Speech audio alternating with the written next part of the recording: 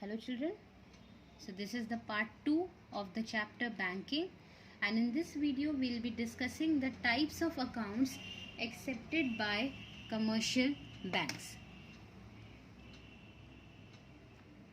These are the types of accounts accepted by commercial banks. The first one is current deposit account, saving deposit account, recurring deposit account and fixed deposit account. These are the four types of accounts, or we can say deposits, which are accepted by commercial banks from the general public. Let us start and discuss these in detail. The first one says current deposit account, or we can call it as current deposit, or we can call it as current account. Money can be deposited and withdrawn as often as the depositor wants. Generally, no interest is allowed on these deposits. Overdraft facility is available on current accounts. Current account के case में जो depositor है वो कभी भी money इस account में deposit कर सकता है और कभी भी विड्रॉ कर सकता है, कोई भी लिमिट नहीं है। और करंट अकाउंट में डिपॉजिटर्स को कोई भी इंटरेस्ट बैंक नहीं पे करता। और एक स्पेशल फैसिलिटी इस अकाउंट होल्डर को मिलती है, that is overdraft facility, which we have discussed in previous part 1 video. Then second type of deposit is saving deposit account.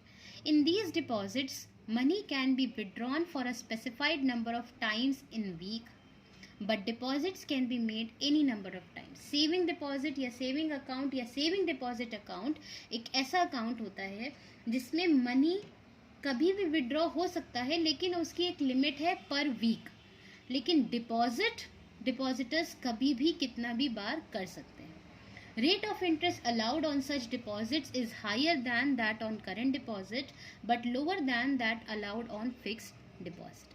जो इंटरेस्ट सेविंग अकाउंट पर बैंक पे करती है वो करेंट अकाउंट से ज़्यादा पे करती है, क्योंकि करेंट अकाउंट को तो इंटरेस्ट पे ही नहीं करती, और फिक्स्ड डिपॉजिट से कम पे करती है.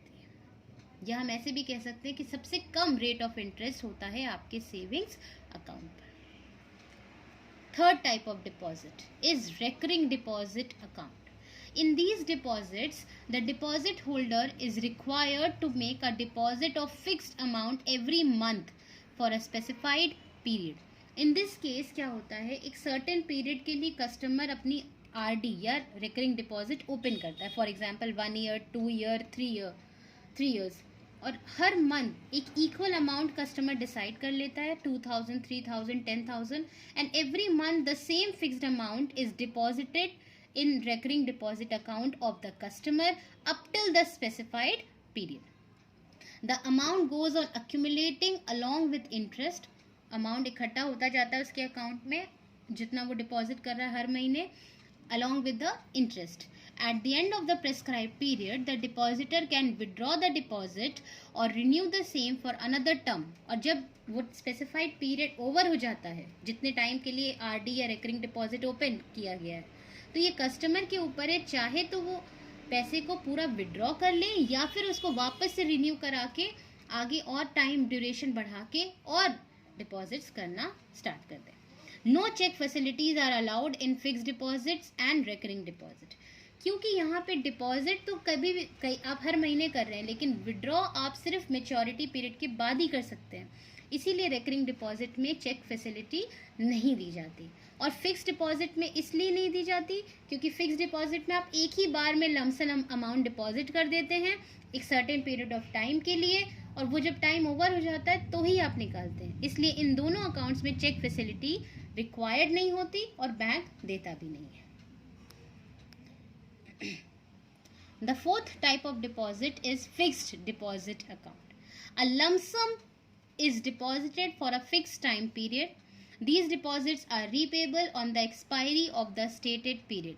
एक इकट्ठे काफ़ी सारा अमाउंट एक ही बार में एक फिक्स टाइम पीरियड के लिए कस्टमर्स डिपॉजिट कर देते हैं एज FD और फिक्स डिपॉजिट, और जब वो पीरियड कंप्लीट हो जाता है तो ही वो डिपॉजिट विड्रॉ कर सकते हैं. Generally the time period varies from 3 months to 5 years, और जनरली फिक्स डिपॉजिट 3 months से स्टार्ट होके 5 years तक या उससे ऊपर भी कंटिन्यू हो सकता है. The rate of interest on these deposit is higher than that payable on other deposit. मतलब सबसे ज़्यादा rate of interest या सबसे ज़्यादा interest जो मिलता है that is paid on fixed deposit. The actual rate depends on the period for which the deposit is made. Longer the period, more will be the interest. Lesser the period, lesser will be the interest. Now let us discuss the difference between types of bank accounts. The 4 types of banks account are there. Fixed deposit, or we can call it as time deposit, saving deposit, current deposit जिसको हम demand deposit भी कहते हैं, and recurring deposit या account. First basis of difference is object और the objective. तो fix deposit को objective होता है टू अर्न इंटरेस्ट, क्योंकि इसमें सबसे ज़्यादा इंटरेस्ट मिलता है. सेविंग डिपॉजिट को ऑब्जेक्टिव होता है to cultivate the habit of saving and thrift, बचत करना सीखे. करंट डिपॉजिट को ऑब्जेक्टिव होता है to provide facilities to industrialists and businessman to deposit और withdraw the money as and when they need. इसका ऑब्जेक्टिव होता है बिजनेसमैन को फैसिलिटी देना ताकि वो जब चाहे विड्रॉ कर सके और जब चाहे इजीली डिपॉजिट कर सके. रेकरिंग का ऑब्जेक्टिव होता है टू अक्यूमुलेट स्मॉल सेविंग्स, छोटे छोटे अमाउंट की सेविंग करता रहे इंसान.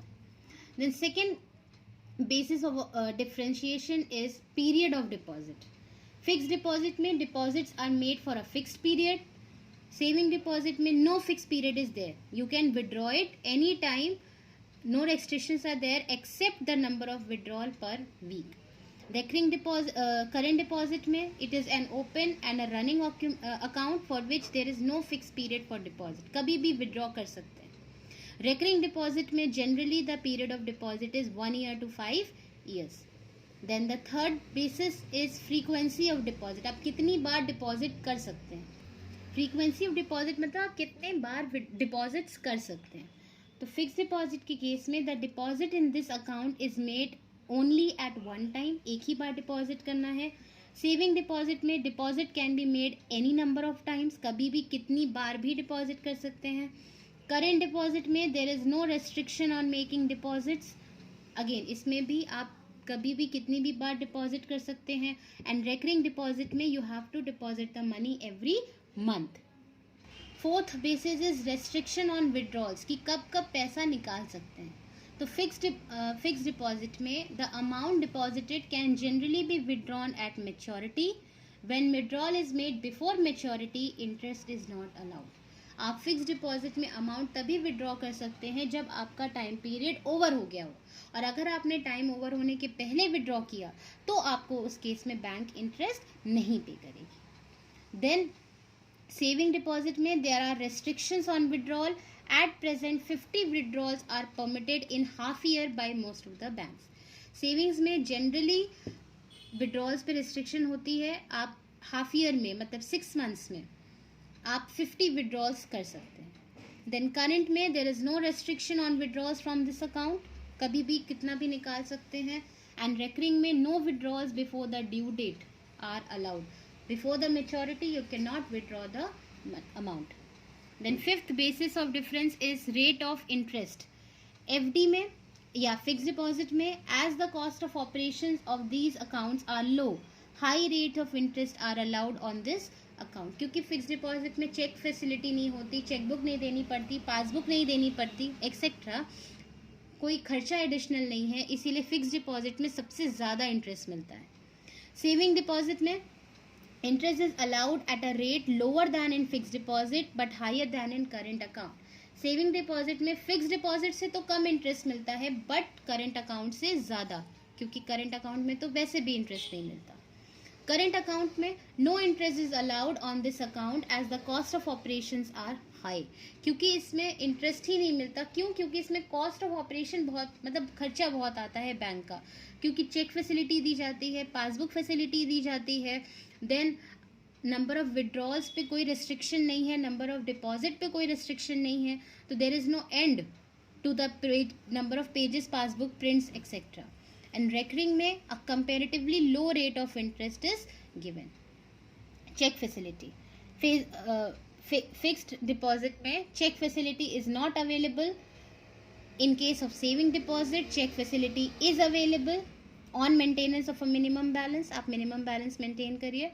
Then current account में checks can be frequently used for withdrawal from this account. Therefore, check facilities are given. And in case of recurring deposit, check facility is not allowed. So these are the 6 differences between 4 types of accounts. You need to learn any 5 differences.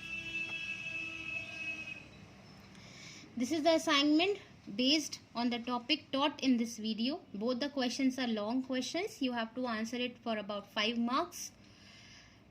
Answer the following log questions in your register. Question number 1. Explain various types of accounts accepted by a commercial bank.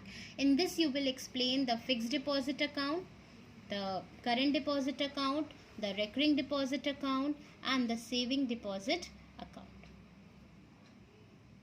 Second question. Differentiate between various types of accounts accepted by a commercial bank. So in this question you will write any 5 points from this table. Here we have discussed 6 points. As you can see, any 5 points you can take from this as an answer to this question. So I hope the topic is clear to you. Go through the video once again, and part 1 also. Do complete the written work and learn the topics. Take care, children.